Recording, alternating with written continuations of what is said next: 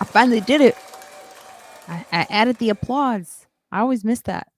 Welcome back, you guys. Welcome back to Friends Like Us Live. Marina Franklin here. I haven't been here for quite some time. The holidays are upon us. It's been busy month, right? We had Thanksgiving. We're now well into the holiday season for Hanukkah, Christmas, all that fun stuff. Yes, I'm cleaning my classes. Fun way to start. If you see in the chat, tell us where you're watching us from and tell us if you're listening to Friends Like Us. There's a subscription link in the chat. It's a Linktree. It's my Linktree. It has all the links where you can listen to Friends Like Us. I'm really like doing all kinds of like things while I'm doing this startup here. Hello, you. Welcome. Welcome to Friends Like Us Live. We'll be joined today by two people. You will see. Don't want to ruin the fun by telling you exactly who, but we have a longtime listener that, I mean, he's been listening to the podcast for almost over 10 years. So I thought it'd be nice to have him on today as a treat, as like a nice, like kind of, I don't know, maybe it's not a treat for him, but it's a treat for me. So I hope you all are enjoying your holiday season. It's a tough time to have the holidays, I would think, for a lot of people, being that we're in the midst of a very divisive world and a lot of upheaval and war, a lot of war, a lot of stuff going on. So I guess, what I say is hold on to your family tight this holiday. That's probably what it is. I don't know. Do what you can. I went to Chicago for Thanksgiving and I had a fairly good time. Um, I am sad because we found out the dog, my sister's dog, ran away from her. We're still looking for the dog, and I have it linked on my Facebook profile. You can see the picture, and I have it up, and I've been very upset about it. I was very close to the dog. So whenever you lose a dog, it is it's like losing a family member to me. It's not easy. So I am trying to find her. She's a white terrier, and she's a beautiful dog. She was 9 years old in the Park Forest area of Illinois. So yeah. Oh, thank you, Jen. It's good to see you here, Jen. Good to see you. So, if you know someone in Chicago, if you know someone, and I know it's not everyone's an animal person, but we would like to find her. I would just like to know she's okay. So, and I hope she has a good home, whatever the situation is. I just hope she has a good home. Also, a couple of things I'd like to mention up top. On December 16th, I will be headlining. Yes, it's been a while. I will be headlining at the City Winery here in New York City. Yeah, on December 16th at 7:30 p.m. It's a great spot for the holidays to go. They have, if you like wine, they have good food, like really good food. It's just a great venue. It's in New York City. It's right on the west side. It's very seasonal. So check it out. December 16th, 7:30 p.m. And I have a really great comedian opening for me, Onika McLean. I adore her. She's been on the podcast several times too. You probably have heard Onika on the podcast. Oh, you can't make it, Jen. Oh man, I would have loved to have seen you there. It's been a long time. It's funny because I was just thinking about, Jen, how we first met. We met when I first moved to New York. I was doing like different jobs here and there, waiting tables. And then I did this job, Readers Theater Workshop. I don't know if those guys are still around. It's been a long time. Andy and was it Bob? And I would go out to the schools. They would send us, like, contract us out to schools, and we'd read to them after school or during the school time. And we would take stories. And Jen, I believe you did music. right? And it was a lot of fun. Andy is in Florida. Okay, they've closed. I figured they closed. But it brought me back because I was recently at a school here in Harlem, and they asked me to read to them during the um what is it? The book fair, when they have the book fair. Readers God, Scholastic's book fair, because Scholastic's books was going to like not ban like books by people of color or stories that were not like, but they were, oh, look, you could see the steam. See, it's a hot topic. But they were going to alert people that these are books that are different. I don't really get it, but it got such a backlash that they did not do it. Thank God. And this school in specific in Harlem is one of the few schools that's like sold the most of the types of books that tell our stories.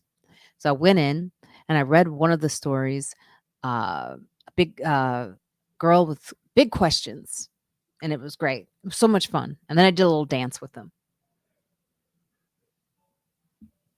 So there, okay, that was a lot of information really fast. Also, a reminder to check out the podcast, which is why I do this every Saturday, except for, during the holidays. It's a little tricky because we have holidays and people need their time off. But I hope you all are having a good one. But we still have the episodes rolling in. We have a really, really great one right now with a woman named Dana Frank. She is an entrepreneur. She is a philanthropist. Philanthropy. I don't know why that word is so hard for me. I think it's because I'm not one. I wish I were. I mean, I donate my brain. I go to the school. I donate my comedy. But she's a philanthropic personality, and she owns property. TD Frank in Seattle. They have longest, it's like black owned family rentals, real estate. She's an entrepreneur, and she has a book coming up. It's called Get Up and Get Out. Get your butt out. That reminds me of my grandma used to always say when I was being lazy, because I can be lazy. I'm not gonna lie. Like, it took me a while to get up and get out this morning, but I did. I got up and I got out and I went to the farmer's market today. I got my ice cream, my favorite ice cream. I told you guys about it. I put in the chat last week. I don't think I have the card here, but it's such good ice cream. Oh my God. She has like a subscription plan, like where you can actually subscribe and get the ice cream delivered, but it's very expensive. But I saw her today. We talked for a while. We had a really good conversation. Then I got some kimchi from the farmer's market. But anyway, back to the I digress. Back to the podcast. It's such a great and inspiring episode. And the video of her is actually in my YouTube. The best place to really watch this is on YouTube, by the way. And follow me and subscribe on my YouTube channel so you don't miss anything, because sometimes it doesn't pick up on Facebook or Twitch or whatever. So I really say go to YouTube, then subscribe, and you'll get more content than just this. You'll get like my comedy, you'll get like just go. Okay? But and stuff from the podcast. I'm going to start putting out more videos from the podcast on the YouTube. And this conversation with Dana Frank and Kanice Circa, who is also back returning on the podcast, great episode. Just really an inspirational conversation about how to like generate generational wealth, how to save money. Something that it really made me think of during the holidays is like, I don't have children, but I could imagine that if you do have children or you have nieces or just in your family and you want to like make sure they are okay, but it's not just they're okay, generations down the road is okay. So it's such a great conversation about how as a family they conduct themselves because they know this is how they eat, this is how they live. It's the business, and it the family works together. And there is a great story. I don't want to give it away here, but there is a great story in this episode about what it's like to own property, manage property with individuals. There's a really crazy story that just stayed with me about one of her tenants and how she dealt with that. So you don't want to miss it. It's one of my favorite episodes of 2023 is with Dana Frank. By the way, also related to, and we didn't talk about it because that wasn't the point of the conversation. Quincy Jones. She is the niece of Quincy Jones. Yes.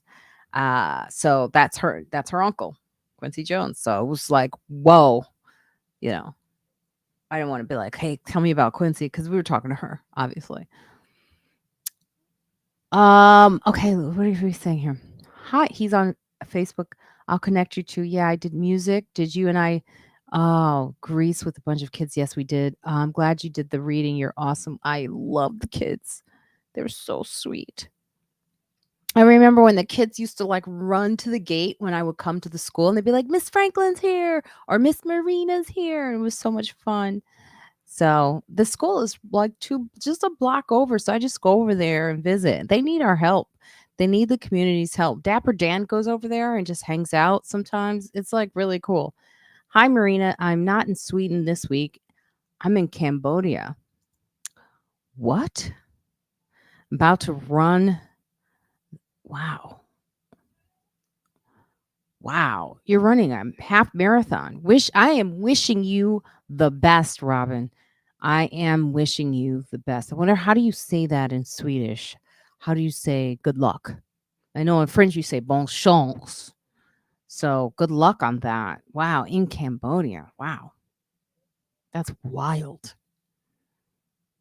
That's reminding me of what is it called? The Killing Fields was in Cambodia. I can't remember what that movie was, but I've been thinking about that movie a lot lately for some reason.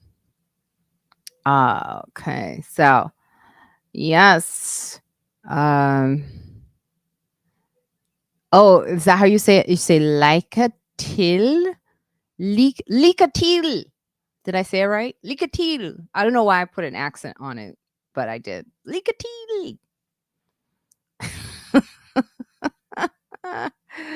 Oh God. And Jen, oh my God. Jen, where are you living? Where are you staying now? Hi, Mike Dick 2. No, you gotta say, oh my gosh, Van F108. You saw me on Godfrey's podcast and you think I'm hilarious? Thank you. Because I did that impression of Bill Burr, which divided the whole. Did you see that? People were like, it's not like. I was like, why are people getting crazy over just an impression of Bill Burr? I even started it with saying, I don't feel like doing this, but he made me. And then everyone's like, no, I don't know why people get crazy. But they clicked it in such a way that made people talk. But yeah, I can impersonate people. I used to do a good Jim Gaffigan, believe it or not. And call you got well, I can't do it now. It's just I have to be in the moment to do Jim Gaffigan. Oh, well, thank you for being here today. Today I have a couple people that will be joining me in a little bit. Thank you. I see you backstage. You'll be joining us soon. But for now, it's just me. And I thank you, Van, for being a part. Thank you. I love the fact that you also listen to Godfrey when he says I'm funny. I want to go back. I'm thinking about going back in a few weeks. I'm not sure. I don't know. It seemed to cause such an uproar, me impersonating Bill Burr. I don't know. Sunnyside and Queens now. Oh, you're in Queens. Okay. All right. Well, I shouldn't put that up there. Well, no one's going to follow you, Jen. No one's going to be like, she's in Queens, the general area. Let me stalk her in the general area of Queens. But yes, this episode of Friends Like Us, I definitely recommend. You have to listen to it. It's such good advice because I think when we talk about real estate, right now. There's a lot of people who feel like the market is so difficult. But she has some like gems in there. But I don't want to give it away. You got to listen to it. I have the link in the chat, and it's always in the chat on YouTube, so you can't miss it. It's scrolling right underneath me. You see that? This is Friends Like Us podcast here. People think that this is the podcast, by the way. This is me going live to promote my podcast, which is in audio form, which is in on iTunes, it's on Spotify, it's on did I say iTunes? Apple Podcasts. You can go to all the links. It's available. I don't know if you guys noticed, but I have a tree. I did that for you. That's how much I care about you. I got like, look at that tree. And then there's eucalyptus right next to it. I hope it doesn't catch fire. So that's that. And I even have, I don't know if you noticed, but look, there's a wreath. There's a coat that's kind of like blocking the wreath. But I'm going to put some things in that wreath. I bought that today too. I bought that at the farmer's market. And I asked the guys, like, how do I hang the wreath? It's not really lined up properly. I don't know if you could tell. It's kind of like, it's not really, it's good enough. It's good enough. Because I have my sister, she's going to be coming here to film or photograph Keith Robinson during his taping live. He's taping his Netflix special on December 18th. I believe that's December 18th. I could be wrong. Let me see, make sure it's not the 19th. But yeah, Keith Robinson, you want to follow Keith Robinson? He is actually going to be on the podcast next Wednesday. Keith Robinson and Zainab Johnson. It's going to be it's one of my favorite episodes as well. It's very funny. Very funny. We've actually kept Keith off the podcast for a while to protect our female listeners. I say that as I am joking. I am joking. I mean, what can he do through audio? Well, a lot, apparently. But yes, go and check out his Netflix taping, Keith Robinson. Yes, Mike Dickatu. It is a great episode with Keith Robinson. We talk about all the things because I don't know if you know, Keith Robinson is one of the veterans of comedy. He is, I don't want to say he's responsible, but he is the reason for a lot of comedians' careers that are stars today, like Wanda Sykes, Kevin Hart, Marina Franklin. I mean, I'm not doing as good as those guys, but still. And it's Zainab Johnson. He's been a mentor to a lot of comedians, and he's had a tough time. You know, he's had not one, not two. He's had like different. His special is going to be called Different Strokes. So he's had like a few strokes, yeah, and he's come back really good, I would say, really good. And I think it's one of the, I know he's going to kill me for saying this, the bravest things you could ever see is a man who's had suffered a stroke like he has and is taping an hour special. Come on now, for Netflix. And it's funny. It's very funny. And you don't want, you know, if you're in New York City and you can get tickets to go see his taping live, go and see that. And then if you want to see me 2 days before that, headlining at the City Winery in New York City, you could also do that. That's December 16th. That's me. But my sister's going to be here. She's going to be taking some photographs of Keith. It's going to be a great event at the Sony Theater. Yes.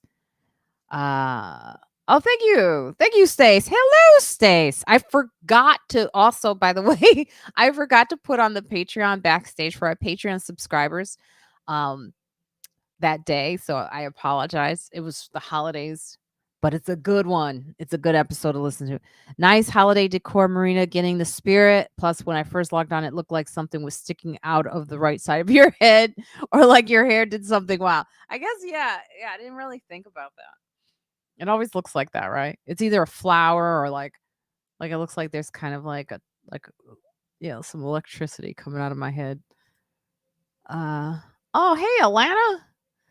Alana and I are going to go see the Pearly Victorious tomorrow. Let me see. I don't know. We've been fortunate to get these free Broadway tickets. Pearly Victorious. Look at that. Yeah, we're gonna go see it again, and I'm gonna be promoting it. Possibly, we'll see. It's a job now. Okay. Hey, DJ Eric Prince, what up, son? Hey, we may need to talk to you about doing some DJing here in Harlem if we get this venue. We'll let you know. I got to find out stuff first. I don't want to tell you, get your hopes up. But yes, we have a spot. All right, guys. The man is here. He's a minute late, just by my clock, just so you know. I see you backstage. You're a minute late. Don't think I don't know. Okay. We've got a great show lined up for you, though. We've got like, I don't know. It's funny that I have a woman of color podcast, but I tend to promote it with white people. I don't know. What is it? I got white friends. Anyway, here we go. Are you guys ready for the man? Oh, yeah. That's who we're talking about. Yeah, Juskow. Here he comes. You ready for him? Hello, Juskow. Hello, everybody, and happy holidays. You're clear today. Huh? You're crystal clear. I'm not always crystal clear. I don't know the I don't know. Maybe you're using a high def camera or something now. Right? It looks great.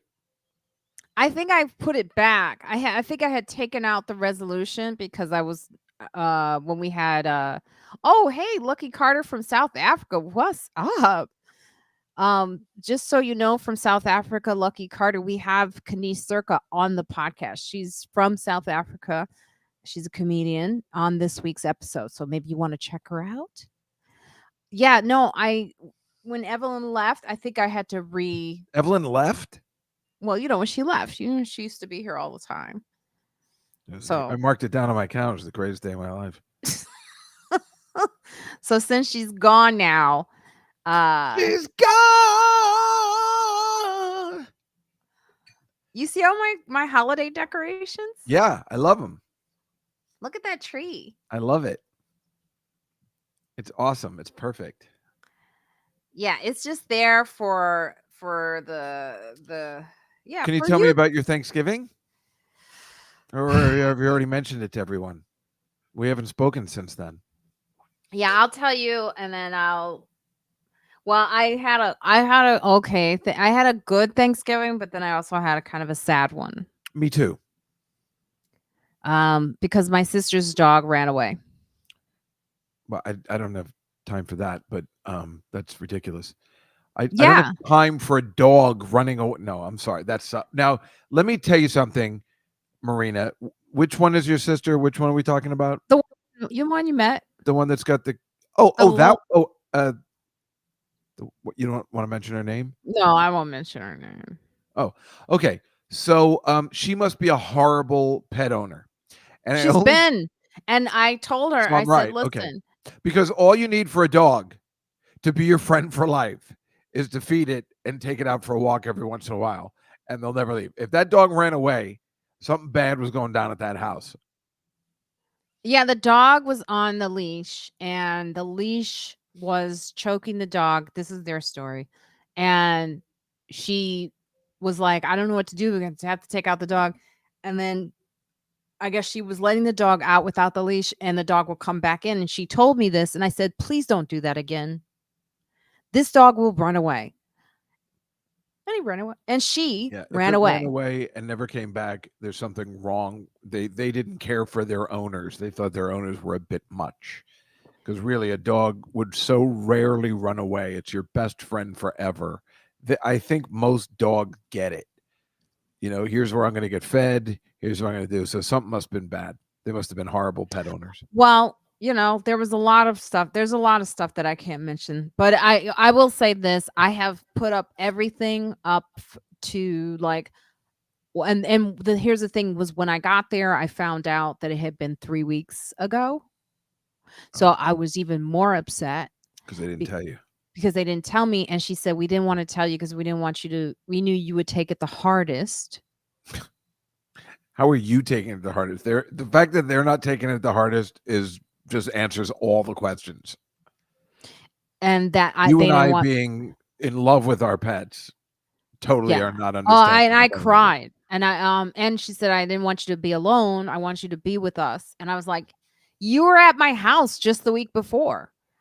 I wasn't alone, and I'm okay. I'm pretty strong. Actually, I would have gotten on finding the dog, which I have already done. I put it on the Nextdoor app. I went on the Ring. I've gone all the alerts to see, people who may have the dog or whatever. And there's a part of me that wants to put on the thing, if you want to keep the dog, that's okay. I just want to know the dog's okay. But I'm not sure if people will admit to it.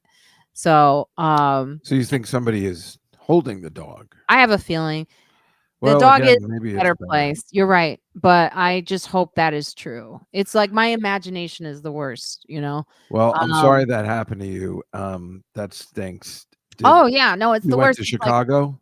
yeah, I went to Chicago, and my whole thing is like, I don't know why people get dogs if you're not going to take care of it, or if you and here's the That's thing, awful. like, just give it. And there was a part of me that was like, I should take it back with me to New York, but that it's a terrier. Terriers bark like a lot, and it would have been difficult with my neighbors. Well, it's not just your neighbors. Your schedule is not conducive for dog walking and being a dog owner. That it's a two-man operation a lot, but you for sure. I mean, me, maybe I could handle one because my schedule's not as late night as yours, but your hours are all over the place. You travel. I don't think you can be a dog owner at this time. Yeah. So I I've done a lot though to find it. I called the police. I wrote them as So well. your sister never did any of this. Mm-mm. Oh, that's so bad. That's so bad. This is depressing. You're right. I just I didn't called understand every why you didn't want to talk shelter. about it. I called all the shelters. I have my cousin who went to the shelters for me. My cousin loves dogs. Yeah, it was a hard one, and my niece was like trying to play with me, and I was Yeah, finding right, this out. DJ. She called the police. Fucking unbelievable. That's just pissing me off. Um, Meanwhile, I'm glad you went to Chicago because I had the weekend off last weekend, and I was angry that I didn't think to go to the market with you, but you weren't here. So I was perfect. here. You were here. You were back on Saturday already. Yeah. Oh crap! I You could have could totally have, gone. and I went to the market, but I will say this: the market there was nothing there. Oh, A because lot of it's the a strange weekend, right? yeah, they Yeah. know that after Thanksgiving they're not going to sell a lot. So Well, like my ice that's cream weird. You would lady, think for sure that would be like a Black Friday thing. You'd think maybe they would sell a lot. no, like they actually told me they were like your I'm getting a lot of alerts about the look my dog. Oh, somebody just said she's on Cyprus. What? Sh- What? On Cyprus? Cyprus where?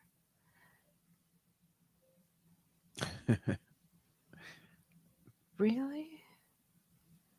I hope I gotta make sure. You never know. People are crazy too. So you gotta be careful with people.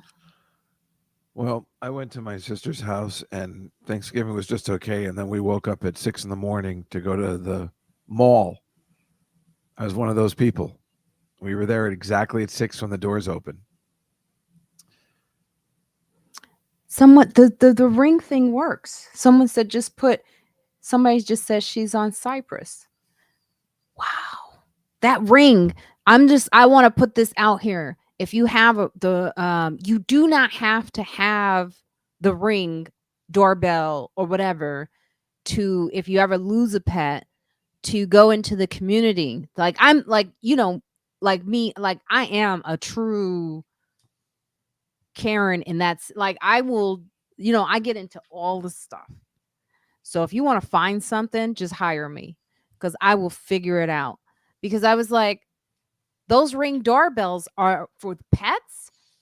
That's all they do is see the neighborhood. They see things, they see dogs running in the neighborhood, whatever.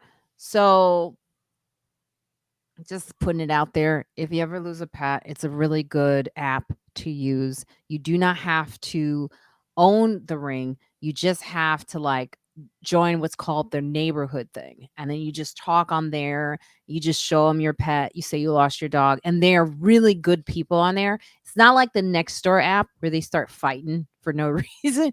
On the Nextdoor app, they'll be like, it becomes like a race riot. And it's like, I thought we were talking about dogs. What the hell just happened?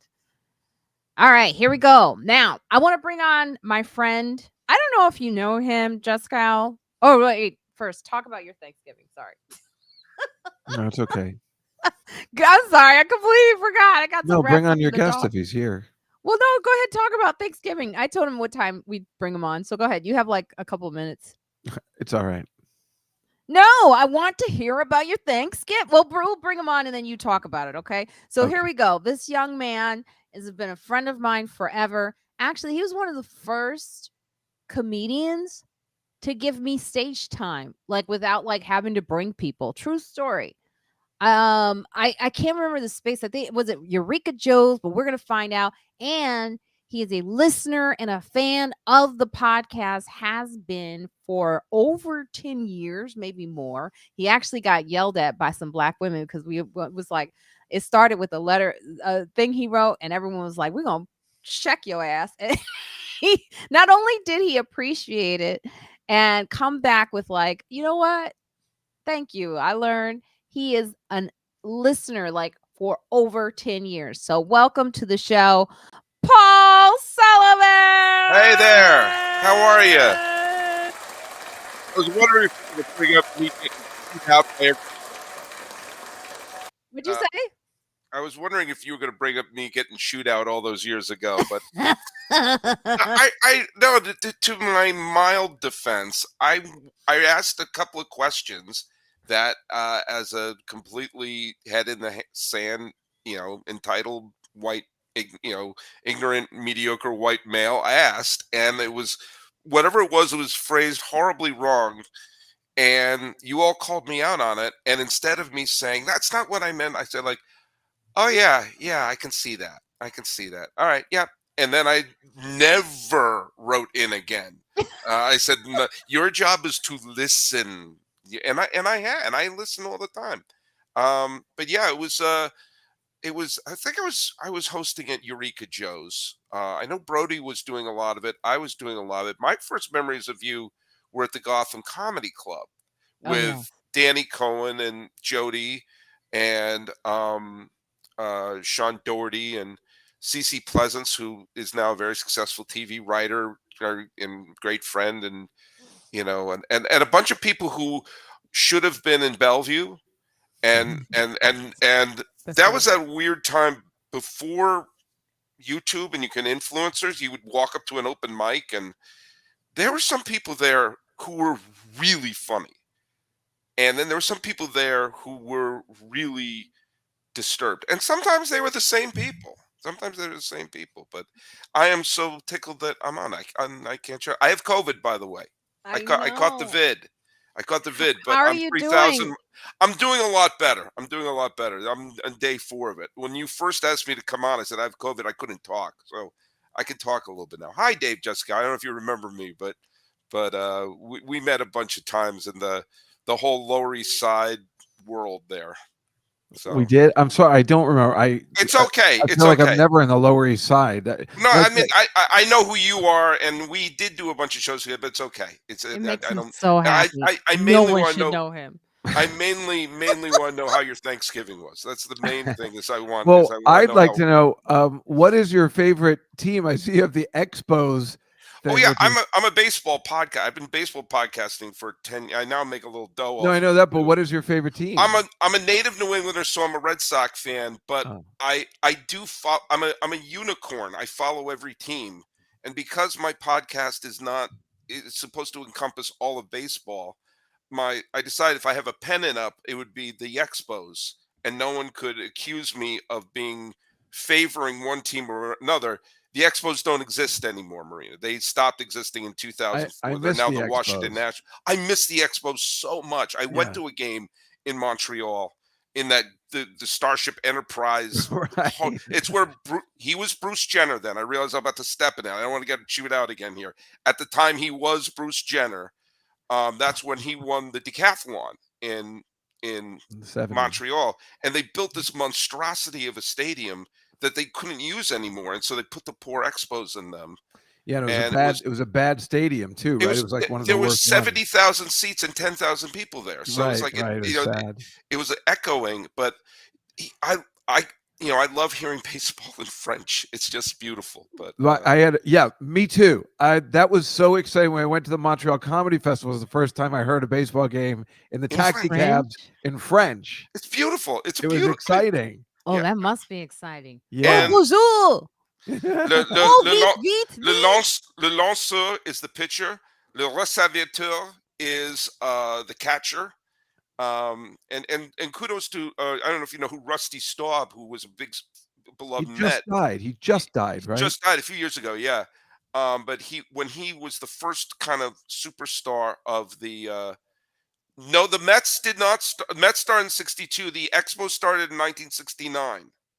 The Expos started in I like you putting DJ Eric He has it mixed up because in 1962 the two Mets won the World Series teams that year. The two National League teams were formed that year were the Houston Colt 45s. They were renamed the Astros, and the Mets. The previous year, they were the Los Angeles Angels and the team that were called the Washington Senators, the second Washington Senators team, and they went on to become the Texas Rangers. This has been my TED Talk. When did they change the Los Angeles Angels to the California Angels? They played in what was called LA Wrigley Field, which was the minor league team for the Angels used to be a minor league team. And every baseball movie you ever see from the 40s and 50s is shot in LA Wrigley Field because it was the baseball stadium there. It's a stadium the Dodgers refused to move into. Instead, they decided to level a Latino community and build Dodger Stadium. But that's a future episode. Wow. But they were originally the LA Angels, and then for a while they shared Dodger Stadium with the Dodgers, and they were rechristened then, I think 64, 65. They were rechristened the California Angels, and then they moved to Anaheim. Right. I remember growing up, they were the California Angels. That should be the name. Right. Yeah. I knew there was. Well, now they're a mess. I mean, aren't they the Los Angeles Angels of Anaheim? No, they've dropped the of Anaheim, but they're still goodness. A mess because they have the best players in baseball and they can't win. But right, they're the ones that they have Trout and Ohtani at the same time. Trout and Ohtani, right? Yeah. So go figure. Yeah, I love the game. I love the history of the game. I have pictures from all different eras hanging around in my background there. My friend's dad used to wear an Expos hat, and he looked exactly like Felipe Alou. Oh wow! So it was really I thought it was him because they were Spanish, and I was like, "Wait, your dad's Felipe Alou?" They're like, "No, he just likes wearing that Expos hat." I don't even think he knew who the guy was. He just looked just like him. Something for you and DJ Eric Prince. I sometimes wear a shirt that says "Pilots." Does anyone know what the Pilots are? No. A very famous baseball book called Ball 4, which is the first tell-all. Oh, that's a legendary book. No, yes, it's the first tell-all, the first to ever say, "Hey, maybe baseball players chase women and do drugs." No, it was written by a former. They even made a TV series about it in the 70s. And Jim Mountain, I did a TV show with Jim, and back when I used to appear on television. Now I'm a special ed teacher, so who says dreams don't come true? But I now teach kids in the autism spectrum and Down syndrome. Wow, God bless you. And I do that in an affluent city with an incredibly underfunded high school, and by a complete coincidence, in a Black and Hispanic part of the city. A total coincidence. I don't want anyone to make any sort of correlation of why we're underfunded. But that's what I do for a living now. But back to the Pilots, back to the fun thing. They created an expansion team in 1969, a major league expansion team, the Seattle Pilots. And they were not ready to put a team in Seattle. But if they didn't expand that year, the city of Kansas City was going to sue because they just lost the A's. So they're going to expand in Kansas City. They had to come up with a second city. Seattle wasn't ready, and they played in an outdoor stadium where they were rained out every other day. It was a complete disaster. They went bankrupt their first year, and they went to spring. That was 1969. And then they went to spring training not knowing who they were. And they were, even as spring training was going on, they're like, are we going to play in Seattle, or are we going to become the Milwaukee Brewers? And Oh. they illegally, a fellow named Bud Selig bought the Pilots and moved them, became the Brewers. Seattle was going to sue the tar out of baseball. And Marina, I'm going to tie it to Chicago right now. Oh, The okay, White fantastic. Sox were losing money. And Danny Kaye, the comedian, Danny Kaye, said, I have an idea. I'm going to buy the White Sox and move them to Seattle. Mm. The Seattle White Sox. And it was all set to go. And the only thing, if someone could come up and buy the team and keep them in Chicago, the deal would be done. The deal would be scrapped. But no one was going to do it because the White Sox couldn't survive. No one wanted to go to the south side of Chicago. Until Bill Veeck, one of the craziest, wonderful people in baseball history, bought the White Sox and says, I'm keeping them. And so Seattle was going to sue the snot out of baseball. And they quickly expanded. At that point, they had built an indoor football stadium, the Kingdome. And it said, they quickly, to avoid a lawsuit, says, here are the Mariners. So that team exists to avoid a lawsuit. Wow. Oh, wow. But I have this shirt that says the Pilots. And every once in a while I said, is that a Seattle Pilots? Yep. Oh, that's Wow. cool. I love I that love stuff. your enthusiasm. I love that's the way exciting. you talk about baseball, Paul. Well, that's what I've never watched you do this. I know you've had Pat I've only Brown done on your show. 2,000 episodes of it. But, Paul, sometimes I go down like just the rabbit hole of Wikipedia and love seeing what became what. And, like you said, the Milwaukee Brewers. I didn't know. I thought, for some reason, I thought the Braves. Oh, no. You know what it was? I think of Hank Aaron. That was, he went between the Brewers and the Braves, right? He was with the Braves, and he finished his career. He started with the Milwaukee Braves, and then they moved to Atlanta. Oh, there was a Milwaukee Braves. Yes, okay. they were. Okay. Don't you watch Happy Days? Richie Cunningham was a big Milwaukee Braves fan. Oh my God! You've just. Let me tell you. Actually, Juskow you want to talk about a what if right now? This poster I have right here is of a guy named Turkey Stearns, who is he's in the Hall of Fame. He's from the Negro Leagues. That's what they were called. Please don't write letters. That's what they were called. And this is pre-Jackie Robinson when it was segregated. And he was one of the best hitters in baseball of the Negro Leagues. And he was put in the Hall of Fame posthumously. And his granddaughter is actually I'm not going to book your show for you, Marina, but his granddaughter just had her own podcast on ABC and ESPN about her family's crusade to get him into the Hall of Fame, and she's been a guest on my show for the last 8 or 9 years. But that's an honor. Wow! I would love to have her on. Just one of the what if that we talked about, because we always talk about beyond just social justice. Yeah, we wanted to see the best players play each other like that. We miss great baseball. And there was a what if that 10 years before the integration, before Jackie Robinson, that there was a push to get some of the best players, like Satchel Paige, Josh Gibson, Cool Papa Bell, all the legends were all playing in Pittsburgh. And there was a push to have the Pirates sign them. Come on, bring them onto your team, integrate them. And the Pirates lost the pennant by 1 game. And the next year, the guy who ran the Pirates became a big crusader for integration. As if he said, what are we doing? The World Series, I could have had Satchel. We could have won. And he was like 10 years ahead of time, was going like, why are we segregated? What are we doing? We just cheered for Jesse Owens. We just cheered for Joe Louis. What are we doing? And we don't have to eat with them. I know. We'll put them in a different hotel. Come on.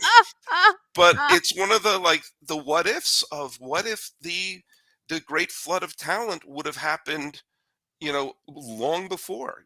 Baseball history would have changed, and this fellow would not have be as obscure. Which is a great argument for why like segregation is bad for everybody and integration is good for everyone. But the one thing that is interesting about the Negro Leagues on its own had black general managers, black trainers, black ticket managers, black market. Like they did employ a lot of people. So the best players came around, but you look at the front offices of all the teams, they're all still lily white. So it was like while the segregation was bad for social justice, it did create, it did oddly, Employment. it did create sort of a an entire industry that has sadly gone away because baseball is not as integrated as you would like it to No, be it's not at all. beyond the playing field. Are there even? Do you know? Remember, Marina? I told you that time, and Paul, I'm sure you remember because it was the gutsiest thing I'd ever seen. Hank Aaron and Willie Mays were on Bob Costas' show. Yes. You remember that year-end show he had at Radio City, Mhm. and he said, "Why aren't there more black people in baseball anymore?" And then he said, "Do you think it's because it's a generational game, and a lot of black people don't grow up with fathers?" He went there. And they both agreed after being shocked at first. And he said that in front of a unbelievable, 1,000 person audience. It was such a bold question to ask, but it does remain. Why aren't there more black people in baseball? It's at this point, there's a Well, lot of, Puerto Ricans and and Cubans that Dominicans. Dominicans that we think are black, but they are not. Well, then I'm going to once again pitch my friend's podcast, Reclaim the Forgotten League, because they hit all those points, including why did we get an influx of Latin players in the 90s and a huge decrease of African American players. I think no small part of it is how expensive it's being. It used to be you grab your glove, you grab your bat, you go to the sandlot. Now there are all these travel leagues that cost money, equipment that costs money. And you're starting to see it's more and more prep schools and everything like that, as opposed to here's your basketball or here's football. Right? Or like in high, even our low funded high school, gee whiz, football team has they found some money for the football team. Right. I'm trying to get some extra equipment in my classroom here, but I'll be damned if they don't have new pads. But but it's Well, Paul, go Bulldogs. I think I love this. I'm looking at Juskow. I know this is like for him, this is a dream come true. You talking about this. You should actually do his show whenever you Yeah. get a chance. It's too bad you don't remember him, Juskow. Obviously very bad. You know what? It's funny to have two white men and go, you know what, Juskow, you need to get out there in the sun a little bit more, I know. The palest of three of us, because I am half Italian and I'm in California, so it kind of works I never out. noticed how white you were, Juskow, until Paul was on. Paul, you live in California? Yeah, I live in Pasadena, home of the Rose Bowl. When did you move there? Well, my kids were born in New York in 2005. My family and my wife's family live in the Bay Area, and we're like, why are we living in a little studio apartment in New York when we could be living amongst our family? And we moved to the Bay Area. We lived there for a few years, and then she became the casting director of Criminal Minds, and I started producing on TV shows down here. And so we moved to LA, and I stopped doing TV, and she continued doing TV. And I found myself in special ed because I love it. It's a new life for me, and it's a new thing that I'm doing with my life. And so yeah, I've been in California since 2005, and I've been in Los Angeles since around 2009. I stay in I was just there in October. I stay in Oh, yeah. Pasadena. My friends. I saw you. I saw you. Don't you remember? You saw me? You know what, Paul? This reminds me of we've been talking on the podcast a lot about how different comedy is with I call them business comics lately. Yes. With social media, from where we started, it was Adam, right? Adam, I forget Adam's last name, or Josh Comers. Oh, Josh, yeah, Josh wrote for Conan for a long time. I think he's writing for He's back in New York. He's married with a kid. He's back in New York. Is he? Yeah, and I think he's running for Fallon. Oh, so it's Josh Comers, also Brian on Saturday Night Live. Brian Brian, Tucker. Yep. is it Dan Brian Cron Tucker? Dan Cronin, Brian Tucker, Aaron Foley was always around then.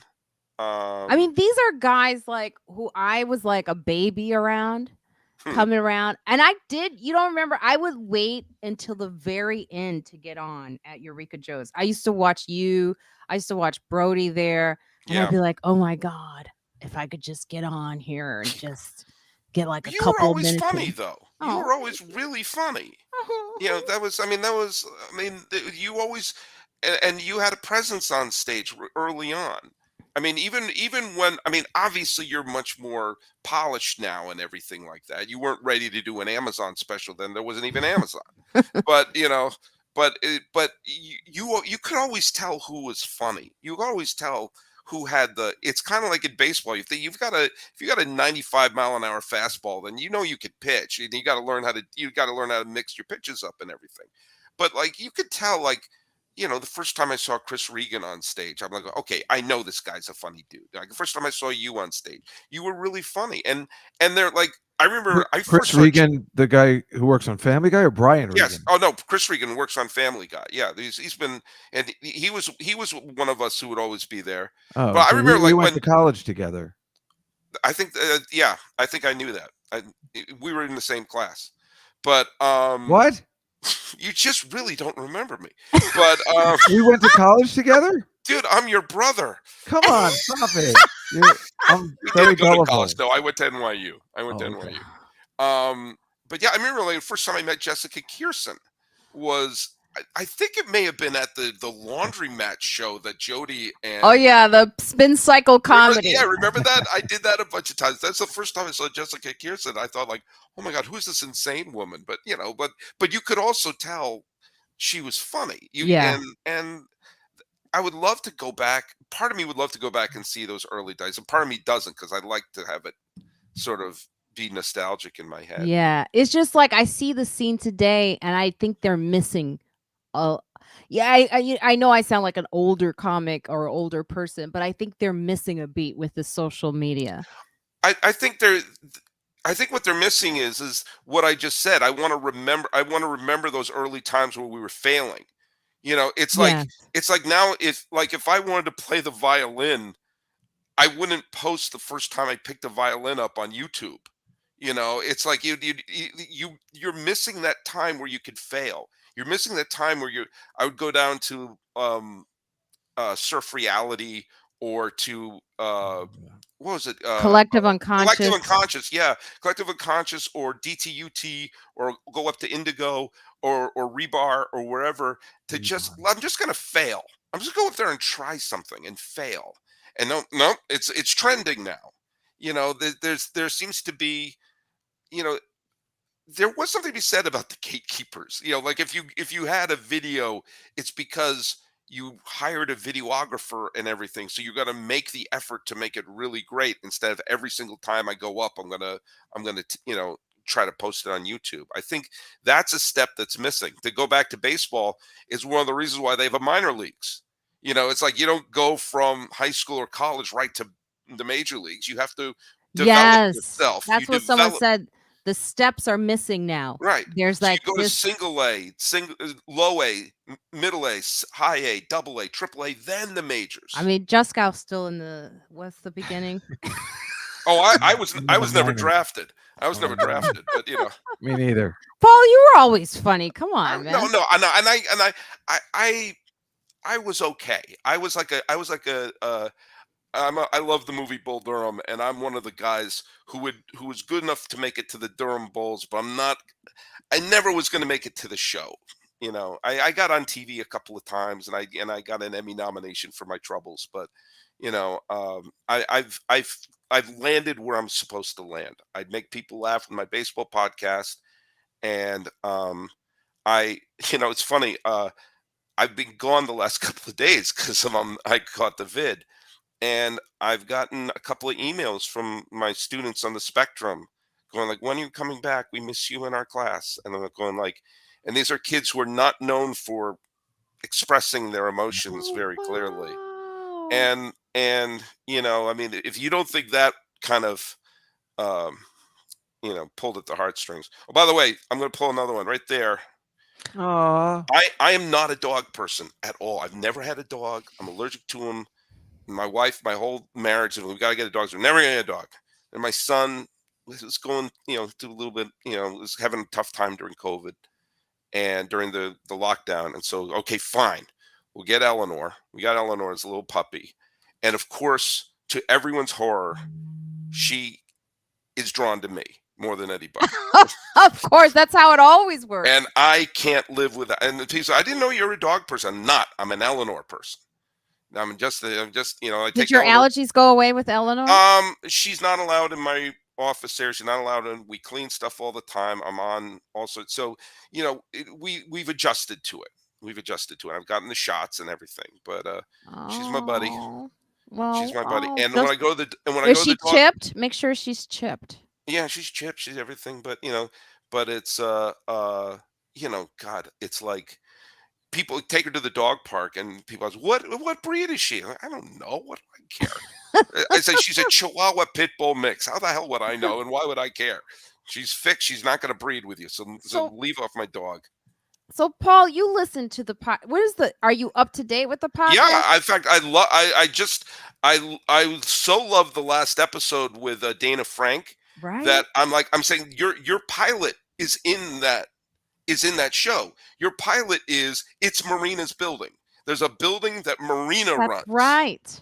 I didn't want to tell them that story about the guy. Mm-hmm. You remember that? There's a Yeah. story on this episode about a guy in urine pee. Yes. That you It's gotta disgusting. hear. It's And it disgusting, hit yeah. close to home because of some of the stuff in my class sometimes, but that's a different stuff. That's my pilot. But yeah, basically Marina runs her building. Oh my God, I love that. And so why not have it be Marina's? By the way, I listen to your show out of order, especially in the baseball season. I get Mhm. behind, That's fine. but there was whichever, it wasn't the last episode, but it may have been the one before, maybe two before with, it was Vanessa Fraction and Subna. I don't remember how to pronounce her last name. Suba girl. Thank you. You said something because she was talking about she didn't want to wax her face. Oh, her sideburns. Her sideburns. That's right. She did because she didn't want to wax her sideburns. She went to look at like the Bollywood films, and she's like, "All those bitches are waxed." and I was trying to be true to myself, and I don't remember exactly what you said, but it was along the lines of being true to yourself gets you nowhere. Did I say that? Yeah, and I had to pull the car over at that. Was one. it me or Vanessa? I can't remember. You all Sounds sound like the same. Vanessa. You all sound the same. Well, No, but yeah. that was a great. There was one of those moments of I thought it was you, but it may have been Vanessa. Yeah, I think it was probably Vanessa. But yeah, because we were talking. I forgot why we were talking about that, about things you do to your face. I forget why we even were talking about that, but like, Probably maybe it was when she was getting married, right? So No, it had to do with going on camera or something like that. It had to do with being a performer, if I remember correctly. And forgive me, yeah, I can't recite as well as the history of the Seattle Pilots, but yeah. Vanessa's always great on the show. Yes. Vanessa Fraction is hilarious. Very funny. You remember her, Juskow? Remember when you referred to her baby's daddy? oh yeah, Remember how appropriate that was? I still have no problem with it. good call. I poached one of your frequent guests because Pat Brown was when the Mets and the Royals were playing each other. Mets and the Royals were playing in the World Series, and she's from Kansas City and living in New York, and she was talking about growing up rooting, following Bo Jackson and everybody. And I never knew her. I never met her before, but I knew her from your show, and I just reached out and said, "Do you want to come on and talk about being a Kansas City fan in New York?" And she was great. And it was like a year or so later, I met her. She was doing a show, and I kind of introduced myself to her, and she was like, "Oh, you're the guy who did the baseball part." Yeah, we did a baseball show together. But There's some yeah. guy we doing have that Pat to me. coming on in December. she's great. She's so funny. She's great. Yeah, she's coming on not this week, the week after. It's the last episode of the year. I remember I got on her a little bit because she was listing her favorite shows, and she meant to say, what was the murder show with Viola Davis? What was that show? Murder, She Wrote. No, No, she no, made no. she made the same mistake. It's It's like How to Get Away with How to Get get Murder. away? Away with Oh, How to Get Away because she with said, Murder. and I always watch Murder She Wrote, and I'm Yes. thinking with Angela Lansbury, Oh yeah, that's and right. then I thought like, Angela. no, and then I was like, and I said like, there's nothing wrong with getting into Angela. I mean, she's a badass, she's awesome, but I thought like she listed like 5 or 6 shows in a row, and then the last one was Murder She Wrote. I thought like, and what about Matlock? Are you a big? I have a question for you both, being that you're both like White? men. Well, no, George Santos is not a white man, which is very No, interesting no. to me. who Latino knows men. what he Please, is? he's not on us. He's not. Yeah, on- he's lying not. about But everything. We don't know what he is. Actually, yeah. For all we know, he could be a Korean woman. he is out as of Friday. They have Mhm. voted. He is expelled. That has not happened since The the Confederacy. the Yeah, Civil Confederacy. War. Yeah, the Civil War. Good. Yeah, yeah. Thank God. Yeah, DJ Eric Prince says he's white. Yeah. That guy is the worst. I mean, the absolute worst. Yeah. I mean, when that's the one, he's the one person that actually brought Republicans and Democrats together. Yeah. Yeah. Do you know what? He has my vote in There's your 2024. emoji, Stace. I say Santos 2024 to get us together. I mean, he was getting facials, Botox, porno. He was going on trips. He's responsible. A dog died.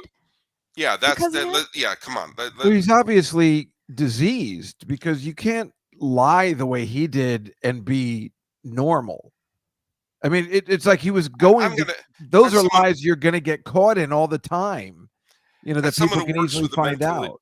As someone who works with the mentally ill, I'm gonna hold back a little bit on labeling it. It's a pathology. It's a pathology that's been unchecked, and I think it's been unchecked for a long time. He has Trumpitis. Yes. Yeah. Yeah, and and we're seeing it in. I mean, with Trump, it fermented for decades and decades, and so this finally got checked.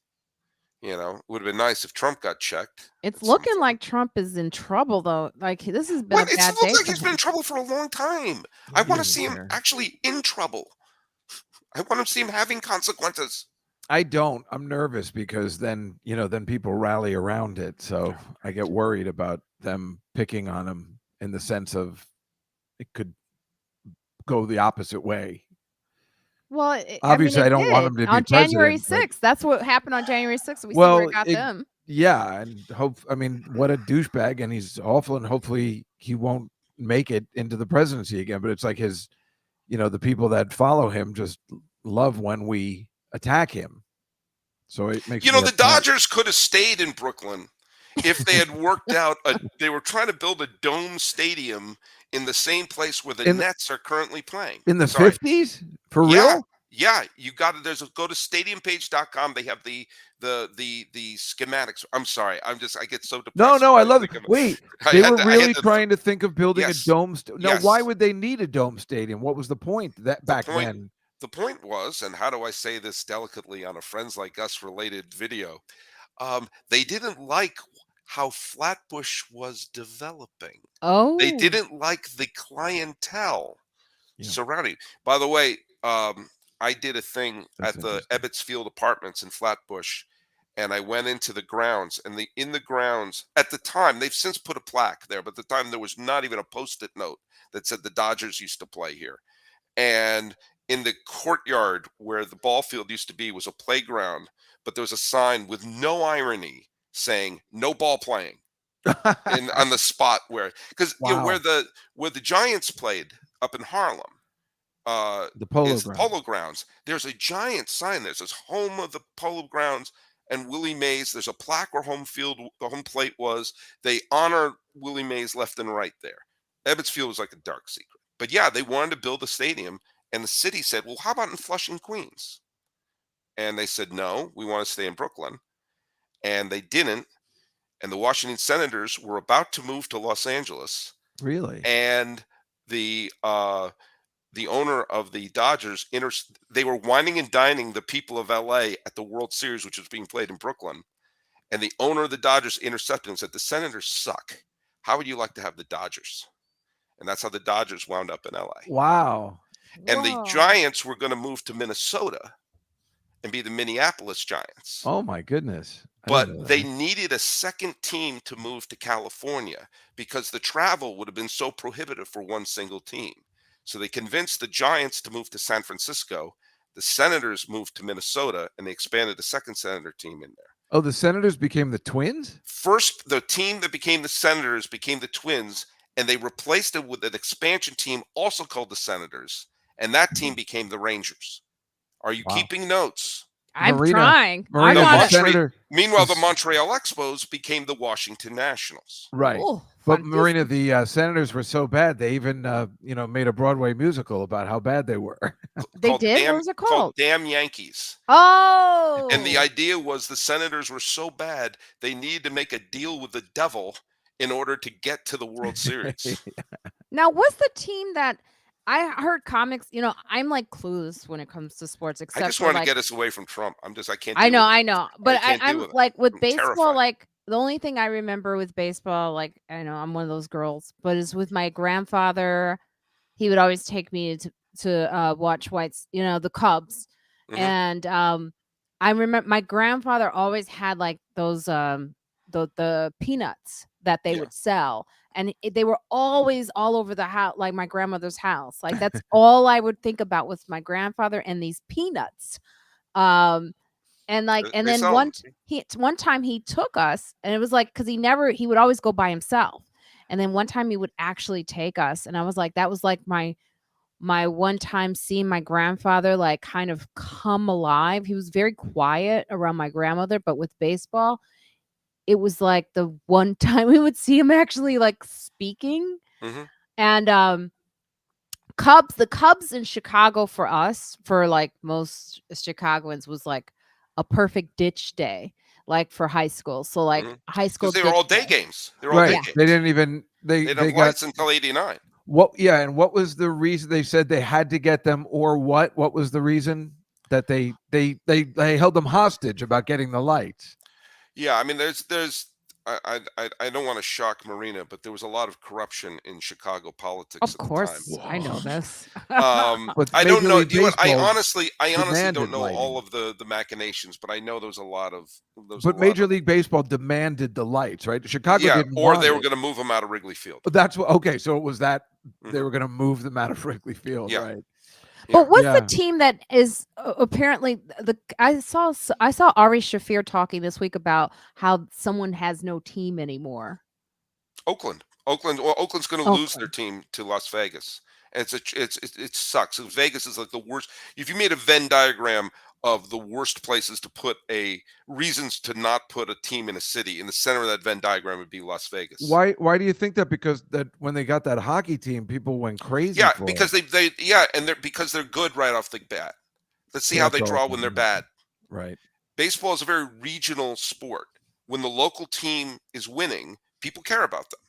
But like this year, the World Series was Arizona versus Texas. I'm going to guess it wasn't the talk around the water cooler. Hey, did you see Arizona versus Texas? Apparently, it was the worst ratings in centuries. And guess what? I watched every minute of it because I'm an idiot.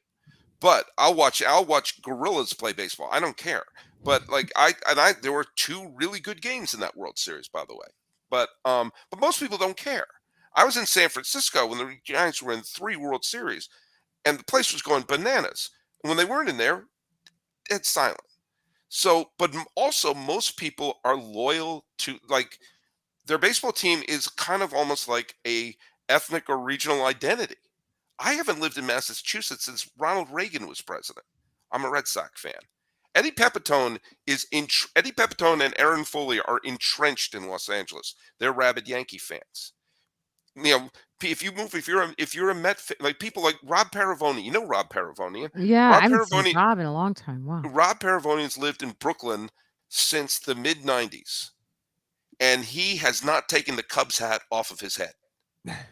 You know that you stay loyal to them. We used to sing When they together. put a team in Miami, they thought it was going to be a huge success. There are more Yankee fans in Miami than there are. The same Marlins with Tampa fans. Bay too. Tampa Bay, they can't. They're transplanted, and they stay true to their Philly roots, their It's Boston so roots. Whatever. sad. The Marlins even built a new stadium and nobody Yeah. goes. They've won as many championships as the Mets. Isn't that crazy? And they can't draw any fans. And so you have so many transplanted people in Las Vegas. I'm going to go out on a limb and say there are other opportunities for entertainment in Las Vegas. Mm-hmm. And the locals who are there, it's a recent boom in population. So they're probably all going, oh, I grew up in Chicago, I grew up in St. Louis or whatever. So they're not going to give a crap about the A's. Right. Well, I guess they'll wait for their teams to come to town. But you know what the other thing is, Paul, that where it was really weird for Las Vegas not to have a sporting team is that even though it was the A's, no matter who it was, if you could gamble on it, you'd want to go to the game. But now you don't need to be in Las Vegas to do that. So it doesn't matter. The football makes more sense because football is more of a national sport. Right. And it's once a week. And we know that all those people, like I know my Giants fans and Jets fans were going to Vegas knowing the schedule. Mm-hmm. Now, if you would put a baseball team in Portland, there's a lot of people who are entrenched in Portland. If you put a team in Nashville, if you put a team in Charlotte. Now, there was once a rumor that this is actually not a joke that the Rays, the Tampa team, was going to move to Charlotte. And I would say, please call them the Charlotte Rays. Please call them the Charlotte Rays. Just please. Like, how do you not see that? I mean, like, you have the mascot right there. Come on, give it to me. Give it to me. Charlotte Rays. I need them. No, but if they said the A's were moving to Nashville, I'd get it. There are people who are entrenched in Nashville, who are there generational, everything like that. Same thing in Portland. Portland's a weird city that there are people who've been there a long time, and that's why the Trailblazers worked so well there. They're only proud have of being Portlanders. one sporting team there. Yeah, but they go crazy for their soccer team there too. Their soccer team draws crazy. Really? I tell you what, COVID can't stop you talking about base. Boy, if there was. I'm sorry. Don't get me going. Don't get me going. Well, I can't stop. I can't stop. Yeah, I love hearing all these. I got all my baseball books around me. I'm writing a book about the '72 World Series. I got all the books, my research all around me here. Paul, sometimes I do my own realignment of. I've done 50 of those. Yeah, I do them by myself for no reason. It's so weird, right? What's the matter with us? Is Aaron Rodgers going to be able to play this? No, I'm joking. I couldn't tell you. Well, Paul, let me ask you where is Ohtani going to end up? He's going to start, I believe, and if you listen to Locked On MLB, you would hear my prediction. I think he's going to sign a 2-year deal with the Cubs, reestablish himself as a pitcher, then go on the market again and sign for all the money to come to the Dodgers. He will you won't have any money. You won't have any money because all of it will have to go to Ohtani. It will be a deal, 10 years, every dollar. Now do you talk with Lenny Marcus about, Lenny, right? Lenny Marcus? I know who Lenny is. But he's a baseball guy. Lenny's a football guy. Oh, I did it again. Yeah. By the way, I'm the worst. I'm writing a thing about this, which is the '72 World Series, which was the last public appearance of Jackie Robinson. He died prematurely. He had diabetes, but his last public appearance was before Game 2. It was the 25th anniversary of integration, and he gave a speech. And he didn't want to give it because he was he did not like the direction baseball was heading in. Mm-hmm. But he wound up giving a speech and being very gracious and everything. And the last words he said was, "I want to say I'm very grateful and very proud, but I must say I'll be a lot more grateful and a lot more proud when I look on the third baseline. I see a black face managing a major league team. Thank you." Oh, wow. So his final public words was a tiny bit of a middle finger. Yeah. And he died a week later. And he died a week later? A week later. Wow. Yeah, Did you see the Reggie Jackson documentary? Yes, I liked it. It was a bit of Reggie Jackson propaganda. But it was true. But it was good. Oh, I remember that guy. I didn't know about the all the problems with the Oakland A's and the fact that he was black, maybe, or that the guy wouldn't use them. That's real fucked up. I didn't know. Well, Alvin Dark was a jerk. Alvin Dark was a horrible person. The manager of the A's was a legitimate racist dude. Can you imagine he wouldn't use Reggie Jackson? I mean, it's like that. That's the exact opposite of what you were saying about the guy behind you. The guy just didn't get it. Marina, I want to give you an idea of how racist this guy was. He was fired for being too racist in the 60s. He thought he was too racially insensitive in the 60s. Mm. When nobody got fired, right? Nobody that was Wow. considered par for the course. You know, this is like, oh wait a minute, okay, we're living in this day and age, but you've gone over the line. Wow. I want to hear that conversation. Yeah.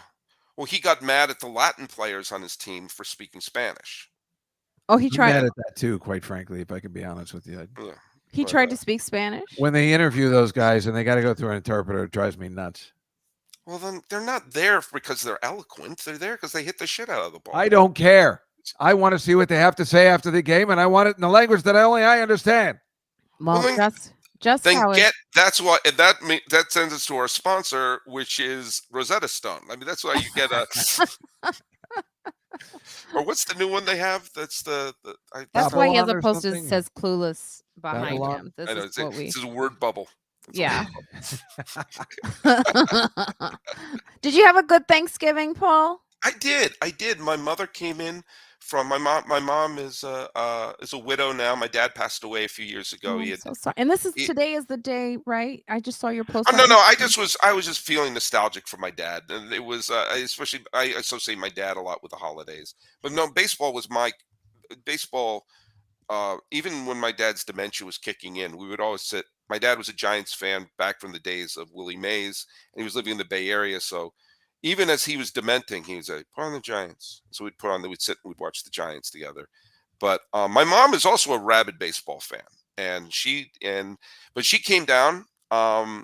And my brother, I don't know if you ever met my brother Ted. My brother Ted, he's a writer. Mhm. He was never a comedian, but he hung around a lot, and he writes for a show called Riverdale now, or not Oh, okay. not anymore. The show's over, but Yeah, I watched every episode up until. well, Like, the there first you go. Then season, and you I'm watch done. some of my brother's handiwork. But my brother's written when we were doing comedy. He was a soap opera writer.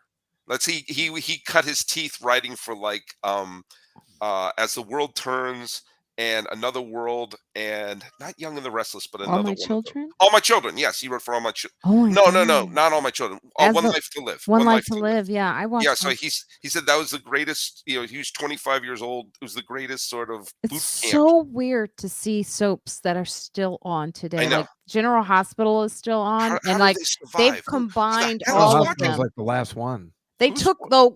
the actors from all of the soaps, like from All My Children Like a and One Life, Marvel movie. and just put it in it's like what is those worlds It's when the worlds collide? Yeah, the Avengers films or whatever they are. Yeah.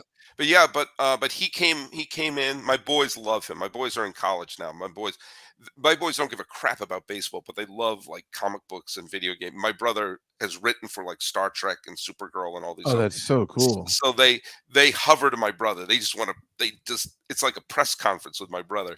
They don't want to talk about classes they're taking at Cal State Northridge. They want to talk about so when Superman punched him here, would that be the same as if Thor did that? So it was great. Between you and your brother, I just want to hang out with you guys for the next holiday. No, Because you didn't remember, Paul.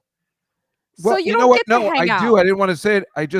I was just talking to Chris Regan by text, and then now when you mentioned the Rebar and Chris Regan, that's where we met before. That's the Stargate. It just sort of connected. It opened like that. And then you mentioned Dan Cronin, and Yes.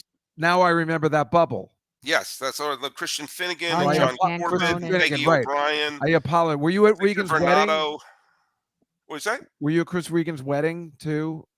I actually was not. I was not at his wedding. I was at Cronin's wedding. I was at Susie Felber's. I was at a lot of weddings. Susie Oh, Felber. wow, Susie Felber. Susie yeah. Felber, right. They're fangirling Paul, over you, she does- Paul. And Marina, Stacey you might Williams. like this too. Oh, I'm all- Susie hey, Felber. follow me at Sully Baseball Okay. on Twitter. Sully Baseball Podcast on Instagram. But yeah, Well, that we do have to get out soon. Oh shit! I'm sorry. We have like a minute. right. Juskow, you didn't happen to pick up any reviews of the podcast, did you? No, I'm not even speaking to you right now. Well, look, that's why Juskow says, DJ Eric Prince says you have to re-earn points anyway. So boom. Juskow, you don't know about any of the Broadway shows that I've seen, right? You don't know of that, right? You've gone to a couple since we've spoken last. No, I'm going back. I was just asking. That's all. I'm going back to Pearly Victorious. They want me to go back. You don't need to see anything twice. They want me to promote it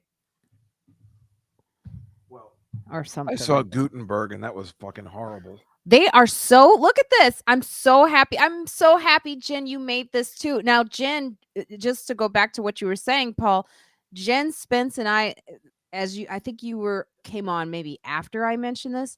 When I first moved to New York, like in order to do something other than waiting tables, I used to go to after school programs to like schools, and we would go, it was called Readers Theater Workshop, and we would go to the schools and we would read to the kids, and we would make it part of like theater experience. And Jen did music. I would try to like do like, I like the little kids. I used to do the Bumblebee song and stuff. And when they sent me out though to do teenagers, that's when I quit. I was like, I can't do teenagers, because they tried to wait for me after school, and I was like, no, we're not doing this. No. And Jen, you remember that? You probably remember that very well. I was like, this is my last day. Well, those are my students. My students are high schoolers, so. Oh God! Oh my God! Yep, high schoolers on the spectrum, or some, Down syndrome, and a couple are there for behavior issues. But they're good kids. They're good kids, and we cook. We cook every week. We make food, and we do stuff, and we plant veggies and everything like that. We don't have a lot of money, but doesn't cost a lot of money to plant stuff and cook stuff. So. That is true. Like I say, I go to the school around the corner now. I didn't realize I could do that. Like I could just in my own neighborhood go to the school and help. They need help. These schools need help from the community like never before. So like if you live in a neighborhood and you see a school and you just go, oh, like ask them what help they need. They need clothes sometimes. These kids are overwhelmed. The Napkins. teachers are overwhelmed. Toilet paper. Just simplest things, So I really appreciate you come. You got to come back, Paul. This was so much fun. I'd love to. But I never want to be on the podcast. I never want to be on the podcast. That's not for me. That's not a form for me. I know, because you like to listen. I am, yeah. I saw how you got when we even mentioned the team's name. I was like, oh, that's not for you. I didn't realize that. You must turn it off when we don't even talk about him that much anymore, though.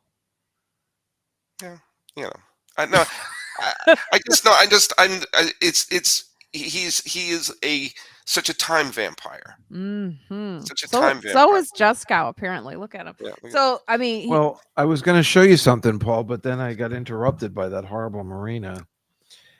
Susie Felber gave me half the listing of people that used to work at the ye old Triple Inn. I know the Triple Inn. The cards that people got graded for before she started working there. Oh God, it's amazing. Am I in there? I did 7 billion shows at the. I only got A to M, but look at here's an example: Dave Attell, fair, no delivery needs work. These are fucking awesome. Oh, my favorite, I got Rich Voss, I remember too. Oh my God. They did not care for him. They thought he was a bit much. I don't think he liked me. Who, Rich? No, Rich Voss. I'm sure he did. But I have everybody. Bonnie liked me. Bonnie McFarlane was nice to me. So. Yeah. But I have all these listing of comics that I know both of you would like. Yeah. If you want to look at this one. This is awesome. Jason Alexander, singer. Beautiful head of hair. Available to paid, what does it say? Paid gigs only. Oh, wow. That's probably still how true. about this one? Here's a great one. Is it Cosby? Adam Sandler. Adam Sandler? Adam Sandler. He got a fair? Fair. Jimmy Brogan. Wow, Jimmy Brogan. Dave LaBarca. Does it have Mark Twain in there if it goes back to Jimmy Brogan? Aristophanes knows his stuff. Oh my God. I got some really good. All right, well, we got to get out. We have to leave it there. You guys, this has been a really fun live. I'm glad we came back on a high note with you. Thank you, Paul. You're welcome to come back I'd anytime. love to. Let me just give me at least an hour's notice. Yeah, And yeah. I won't have Well, COVID next time. I'll let you know. And we Juskow, tell our viewers where they can find you this week. Well, actually, this week on the Comedy Cellar Nightly Show, we have Dino Stamatopoulos on Oh wow. in studio. We've been waiting to get him for a while. That's So interesting. that is good. And well, that's pretty much it. Then Juskow in the City, the regular podcast. That's an interesting choice of guest. Oh, he's terrific. We've been friends for years. Oh, okay. Amy Foster, remember her? Yes. Remember No. all these people. I don't Lee know Amy Frank. Foster. This is before your times. Paul, tell them where they can find your lovely show that they Well, I can listen to. The show I've been doing for the last 6 years is called Locked On MLB. My old show was called Sully Baseball, but now I get paid to do it, and so it's now called Locked On MLB, Nice. where I 5 days a week, all year long. I don't care if it's the middle of February. I have a new episode dropping about baseball. I have guests That's on, amazing. and that's cutting it down. I did 5 straight years where I didn't miss a day, 365 days. And how long is the podcast? Like, how long does it go? 4 hours each episode. It's about a half hour each. It's about a half hour each. That's some serious commitment. But the off season is my favorite time because I get to be more creative. And so if you like me yapping about what ifs, the one I dropped today was what if Jim Rice did not get hurt before the 1975 World Series? How would Red Sox and Boston history be different? And I love doing stuff like that. But we do have great guests. And follow me at Sully Baseball. And before every season begins, I do an in memoriam video for the people we've lost since the beginning of last season. And I get into it. I put my back into it, and so I do that. And but I also do other stuff and swing. If you want to support Pasadena High School special education, please go ahead and do it. The Bulldogs can use all the help you can get. Oh, that is wonderful. Thank you again. Thank you so much. You've been an excellent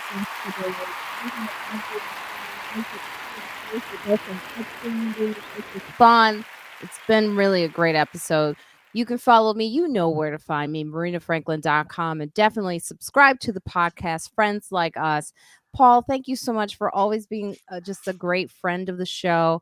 You guys, don't forget, wash your hands, wear a mask still if you want to. Obviously, look, COVID is still around. It's the flu season. There's like respiratory illness all over the place. So you know what? You don't got to be cool. And Black Lives Matter. Hey, yo, let's go open.